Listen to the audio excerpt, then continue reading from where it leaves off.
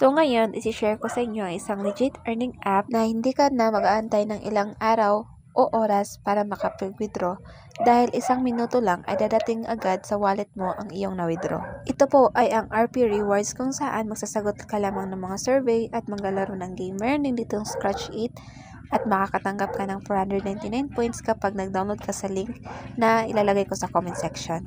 So dito po sa mga survey offers, marami pong mga offers sila na pwede mong sagutan. Meron din sila mga top offers dito sa taas kung saan malalaki ang binibigay nilang points kapag nagawa mo ang task.